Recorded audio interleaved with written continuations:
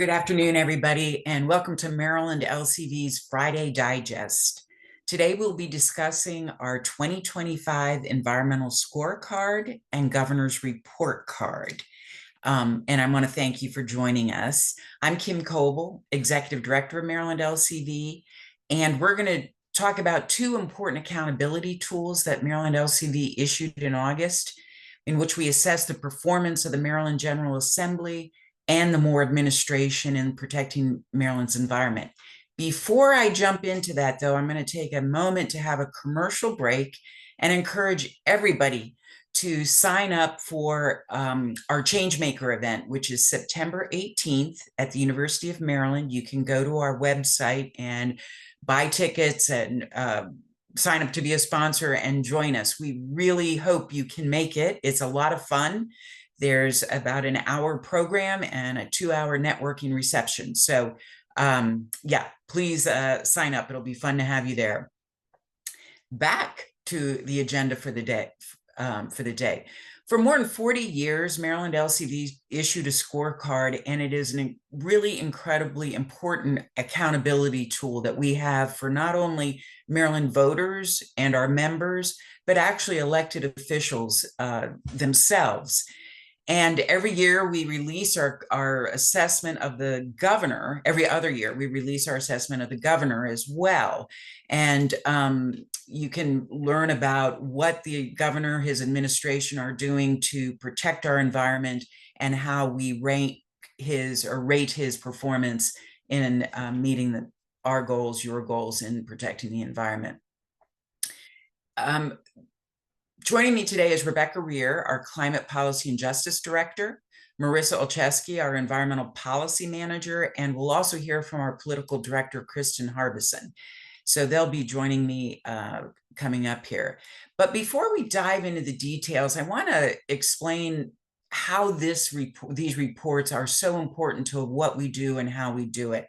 So Danny, can you pull up the next slide for me? These are the covers, and there's a link in the chat section on how to access these. And then the next slide, this is just a quick overview of our work. And I want to start in the right-hand upper corner under endorsements.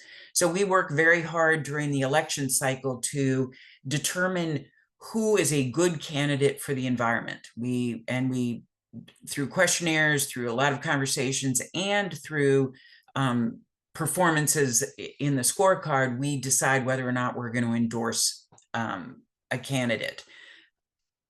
We then go through the elections and we help get those really good conservation candidates elected.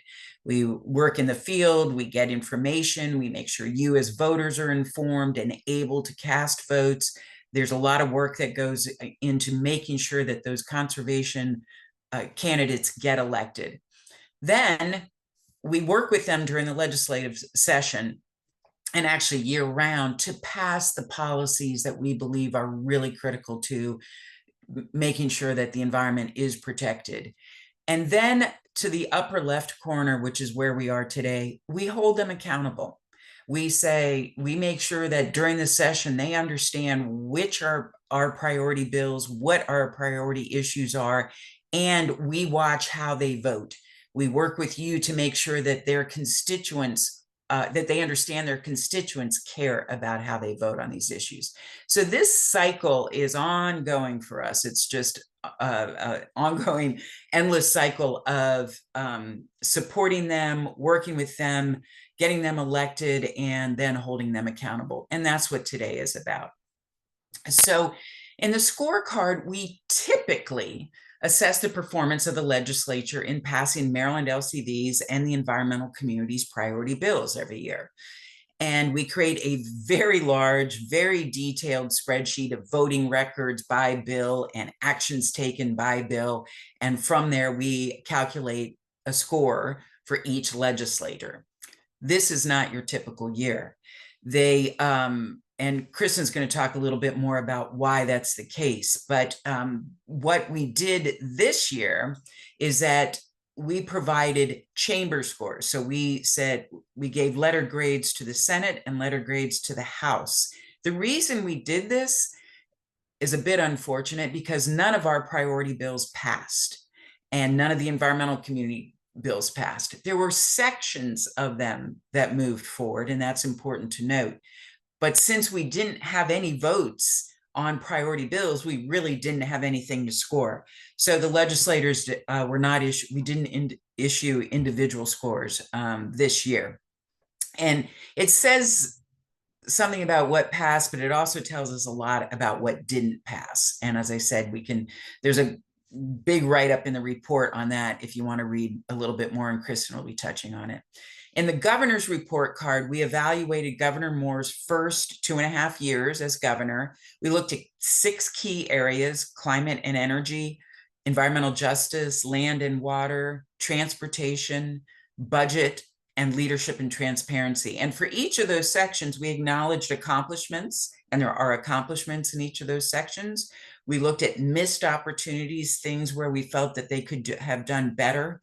And then also, and probably most importantly, is our forward-looking priorities, how we believe that the legislature and the governor can do better moving forward in terms of protecting Maryland's environment and communities. So as I said, in the comments are the links, and we're not going to spend a lot of time reading the report to you or giving you the results. We're going to hit the highlights and then talk about where we're going next, which is really obviously the most important part. So with that, I'm going to turn it over to Rebecca Rear, who's going to talk about energy and climate and environmental justice. Thanks so much, Kim. Let's go to the next slide. All right, so ready to dig in. Let's start with climate and energy, where we saw some wins as well as concerning setbacks. You'll see in this category, the House earned a B-, while the Senate received a C, and Governor Moore also got a C. If you look at the scorecard on page 11, you'll see a chart that shows the climate and energy bills and how far they made it in the process. A couple of these did get out of the House, but never moved in the Senate. So that explains the 2 different grades for the House and the Senate as a chamber. Next slide. So when it comes to how we assessed wins and setbacks, this past session, the Next Generation Energy Act really dominated the climate and energy conversations. When it was first introduced by legislative leadership, it was frankly one of the most potentially damaging energy proposals we'd seen in years, because it would have fast-tracked fossil fuel plants, allowing new gas-fired power plants to bypass existing requirements for environmental review and community input.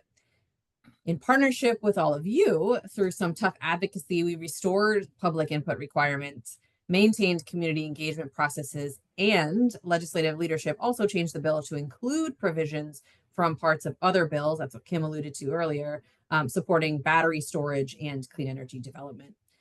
We also did have some important victories. We increased transparency by requiring utilities to publicly disclose their votes at our regional grid operator, and we corrected a longstanding problem by removing trash incineration from receiving Maryland from the renewable portfolio standard. The governor's report card has a longer view over the last 2.5 years, whereas the scorecard looked at that one session. Governor Moore also had a mixed record on climate and energy. He ran on a platform of 100% clean energy by 2035. And while he provided some budget protections in that time, he also supported diesel backup generators at data centers without environmental review and vetoed key climate funding legislation when we needed that leadership. So next slide, please. Our scorecard and report card include several recommendations for the legislature and the governor to keep Maryland a leader on climate and clean energy. So we know we need an ongoing long-term investment in climate programs, including investments in green banks, which can leverage public funds. We will continue to fight proposals that would support building new fossil fuel power plants. That conversation that started around the Next Generation Energy Act has not gone away. We're working with decision makers to maintain energy affordability and reliability, And of course, we look forward to working with all of you to make this happen. So next slide, please. So moving to environmental justice, where both the House and Senate earned D grades, which reflects, not a great way to say this, but a fundamental failure to address the needs of communities that are already overburdened by pollution. So when we're looking at the legislative efforts, the Cherish Our Communities Act would have addressed a critical gap in how Maryland reviews new pollution permits. So right now, when the state considers whether to approve a new permit that affects air or water quality, they look at each project in isolation and don't consider how multiple pollution sources in one area combine to affect public health. We also did not make progress on the coal dust cleanup and asthma mitigation fund, which would have dedicated funding for climate resilience projects and added asthma treatment in communities affected by coal transport. And Governor Moore gets a C plus in this category, which reflects some positive steps and narrative around environmental justice, but also missed opportunities. One accomplishment of the Moore administration is their commitment to a Justice 40 approach, directing at least 40%, and in some cases, actually 50% of climate funding to disadvantaged communities. And in July of this year, Governor Moore also issued an executive order on environmental justice, which we detail in the report. I encourage you to check it out. We're encouraged by the commitments in the order. And of course, if you look in the cycle of work that we do, the accountability piece, will be tracking closely on how it's implemented during the rest of the term. So next slide, please. So environmental justice, as you can tell based on the letter grades, is an area where there is definitely room to build and make progress. So next steps, we need to see a significant improvement in engaging impacted communities in key decisions. And we'll be watching that executive order be implemented. It's also, we need to make sure the Port Authority works with surrounding communities, and we detail some of that in the reports as well. So with that overview, and importantly, working with all of you on this path forward, I will hand it over to Marissa to dive into land and water issues. Thank you, Rebecca. So turning to land and water, here we have both chambers earning a C plus grade, and Governor Moore in his score received a B plus. That was his highest score across all the categories that we tracked. Next slide, please. So looking at that, Governor Moore, we think deserves credit here for some significant accomplishments.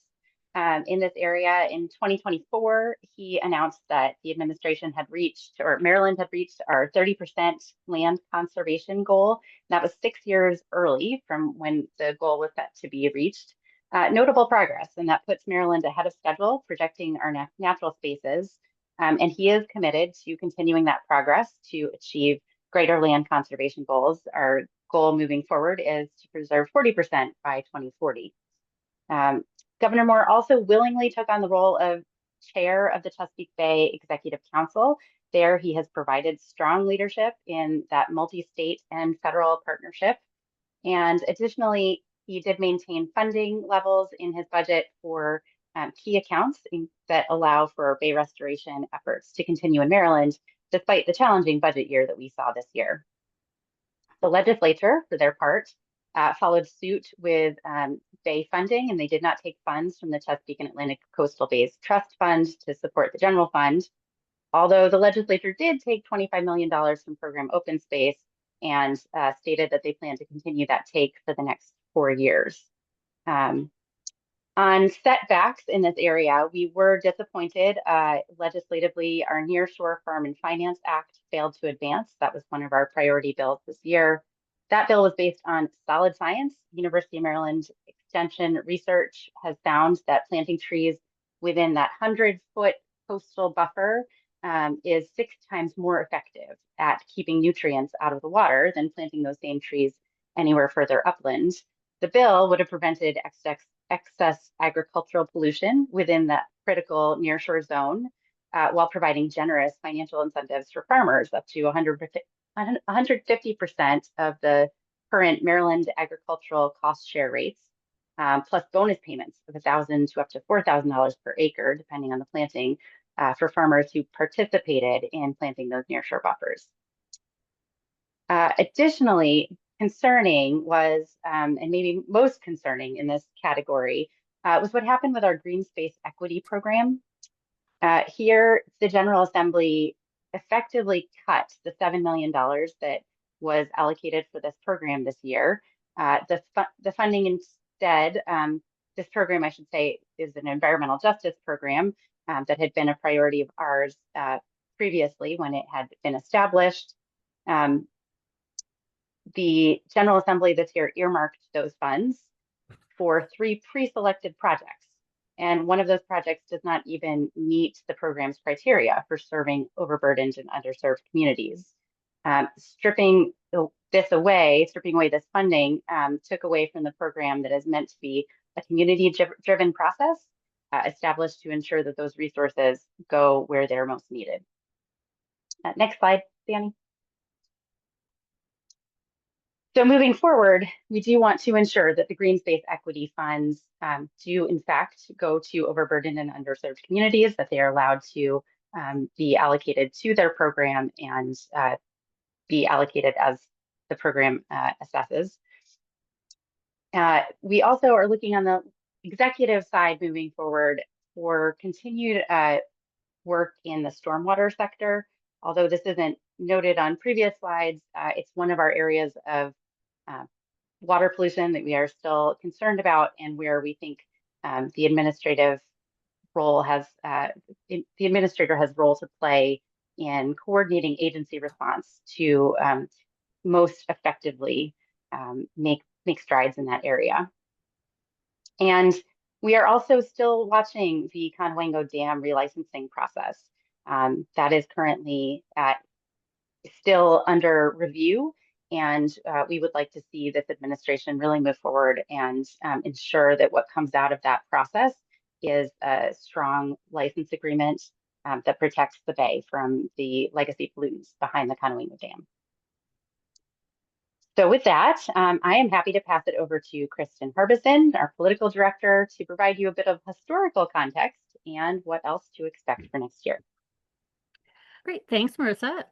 So one of the things we keep saying over and over again is how unusual this session was. And the budget, obviously the $3 billion budget deficit, which has been often discussed, fundamentally changed how every policy discussion unfolded. In typical years, cost and budget implications are part of the discussion, along with the merits of the policies being considered. But this year, the budget dominated policy discussion in the environmental space almost to the exclusion of anything else. And we've been saying that, there's been a conversation about saying that, well, this session was unique, And it was. However, I think that we should expect that it's not going to be, next year's not going to be easier. So this is so thinking about what happened this past session in terms of how we can approach this session coming up. But this budget shortfall made our work especially challenging because environmental programs were seen consistently as discretionary spending rather than essential investments. And that is a problem that we need to be looking forward to how to change that narrative. From a procedural standpoint, the session was unique, as Kim had mentioned, as you've seen throughout the presentation. In a typical years, we win some, we lose some, but this year, although there were the victories in preventing rollbacks, none of the priorities at Maryland LCV or the broader environmental community set forward received votes. So this created a challenge for us, as Kim mentioned, as we were looking forward to how to create the scorecard. And just to dig down a little bit, with the Next Generation Energy Act, it bundled a number of environmental issues into one omnibus bill. And we celebrated the good policies that were wrapped into the legislation, but in the final analysis, the bill still allowed for and even encouraged new production of new gas plants. And that is a non-starter. So in the end, we were in a neutral position. But a neutral vote means that we are not telling the legislator to vote for or against it. And so we can't, if we don't tell them what we want them to do, we can't score the vote. And so our neutral position made it impossible for us to score the bill that really dominated the majority of the session. And there was a similar story about a bill that would have addressed the wildlands that would have created unprecedented leapfrogging of protections to designated wildlands, which are our most important undisturbed natural ecosystems. And we still have a big problem with the dangerous precedent set by this bill, but we were able to ensure that the restoration, the process, and the environmental protections. And so in the end, we moved on that one as well to a neutral position, which meant that we couldn't get scored. And so this is why we're doing chamber-wide scores this year only, as opposed to having the individual legislator scores. Because the traditional approach simply didn't capture the reality of how the session unfolded. And our greatest victories were defensive, not progress, but it also showed there was a tremendous response by constituents to say that that allowed us to make these defensive wins together. And the power of the constituent voices is when you speak up, outcomes can change. Next slide, please. So moving forward, just to pull together a little bit what Marissa and Rebecca have said is we need to ensure long-term adequate funding for environmental programs. And we want the administration to provide more opportunities for technical experts to be engaged early in legislative discussions and priorities. And we need to make sure that there's actual important progress on environmental justice. These reports are for you. They are also for the legislators. They use it as well. But really, we want these reports to be a tool for you to talk to your legislators about the decisions that were made during the legislative session this year and how they'll maybe approach it differently next year. And so this is a tool for you to speak to. I will just note also that next year, being in 2026 legislative session, is obviously the last session before the election, which means that there is additional pressure. And so we encourage you to use that time when you're talking to legislators, when you're seeing opportunities to make the environment an election issue, let legislators know that their environmental records matter to you when you go to the ballot box. And with that, I'll turn it back over to Kim. Thank you, Kristen, Marissa, and Rebecca. Really appreciate your appreciate your hard work and your great expertise in this. In the last 5, 6, 7 minutes that we have, please put any questions you have in the chat and we'll try to get to them here. Also, feel free to follow up with us at any point and we can talk with you further about things. Also, we will be putting in a survey that we hope you'll fill out. That helps us do a better job providing you what you need to be an effective advocate. So definitely fill out the survey and keep us posted. But what I just lost my, here we go. What I wanted to touch on before we turn to questions is the primary top line messages that we want to convey through these reports is that we acknowledge that progress is being made in Maryland, that the environment is a topic that is being discussed and is being considered. Unfortunately, it is the actions that are taking place, however, are not bold enough and urgent enough to meet the needs of the state. We've set climate reduction, greenhouse gas emission reduction goals. The actions that we're putting in place are not going to meet those goals. We have environmental justice communities who suffer every minute of every day. We are not taking the actions necessary to address those impacts in an equitable and fair manner. We now have federal rollbacks and budget problems that are additional to just the everyday difficulties in advancing environmental programs.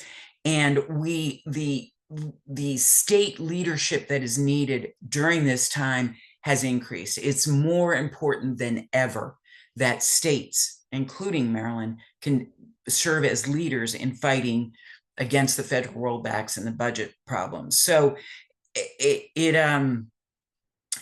that's our message to the governor, the administration, to the legislature is you've done great work. We need to accelerate it. We need to really work harder than ever to get things passed. So as we move into 2026, that is true for you as well. We are going to need more engagement from our members, more engagement from concerned environmental voters to ensure that our elected officials, this is an election year, as Kristen said, so we want them to understand as they head into an election cycle that the environment matters, that it's an important issue to their constituents. So we'll be continuing to work with you to get that message through to them. And these accountability reports are the first step in doing that. Okay, don't forget our survey. I'm checking my notes here, and I think, yeah, I think that's good. So let me turn to questions really quickly here. Sorry, I'm not more organized. Let's see. Good question. Do we expect to be on defense next year? And if so, what does that imply for our strategy? No doubt about it, will be on defense. The budget problems are going to continue. They are as much relevant moving forward as they were last year. So, and we have, as Rebecca pointed out, there's concern that the promotion of fossil fuel powered energy is, there's going to be more proposals around that. And also keeping the environment as a key issue is, there's a lot of things facing these legislators. And so we have to make sure that we keep the offense going in terms of the environment being a priority. So yes. And how does it affect our strategy? We are working a lot on shaping a strategy that speaks to not only environmental benefits, but co-benefits in terms of public health, co-benefits in terms of economics, co-benefits in terms of politics. And so we're trying to make sure that the elected officials understand these benefits are wide ranging. Lots of work going on there. So thank you for that. Let's see, based on public surveys, are environmental issues important to Maryland voters? Is this a good line to legislators? Energy costs seem to be the top voter concern last session. Great question as well. Give you a quick overview and then I'll turn it over to the other panelists. The environmental issues, generally speaking, okay, across elections and at the federal level and the state level, are rarely a number 1, 2, or 3 issue. That, you know, as you say, the energy costs or the cost of groceries, public safety, these issues tend to rise to the top. However, it is a consistent issue. People care about the environment. And as we see climate change impacts and they're affecting your insurance rates and the ability to even get insurance, and it's affecting energy costs, and it's affecting welfare. And, you know, look at Western Maryland and what happened there. So it is continuing to be in the mix as we talk about it. And that's why we're emphasizing the depth and breadth of these issues as well. So let me open it up.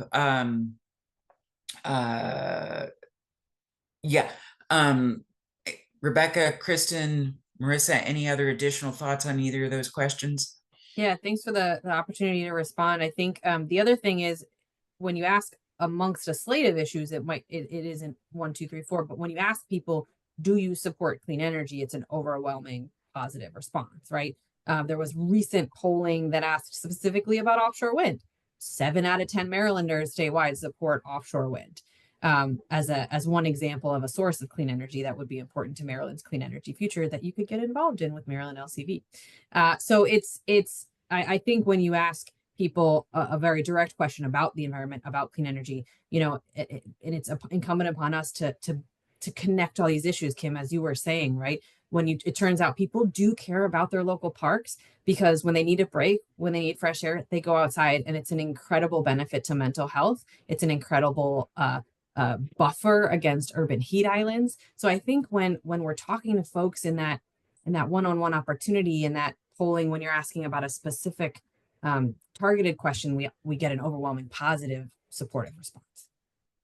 And the only thing I'll just add, and I know that we're just about out of time, but I just want to say that there are one of the major sources for climate and energy programs is the Strategic Energy Investment Fund, largely not taxpayer driven.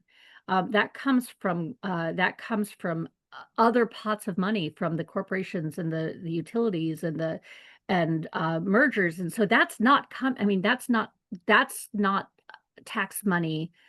And so it's not coming from the general fund, right? So our tax dollars don't, it's not another draw on our tax dollars, but it does provide incredibly important resources in terms of energy assistance and energy efficiency and things that help people address their pocketbook issues at their homes.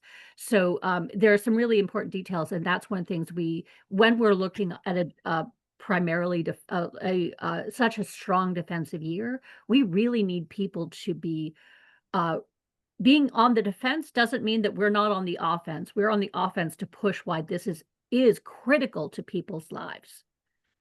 So thank you, Rebecca, Kristen, Marissa. Thank you all for joining us. We really appreciate your interest. Read the reports. Let us know if you have questions on it. And let me emphasize again, I hope to see you September 18th at Changemakers. If you're there, please introduce yourselves. We all would love to meet you. And with that, have a great weekend. Thank you again. Thanks, Kim.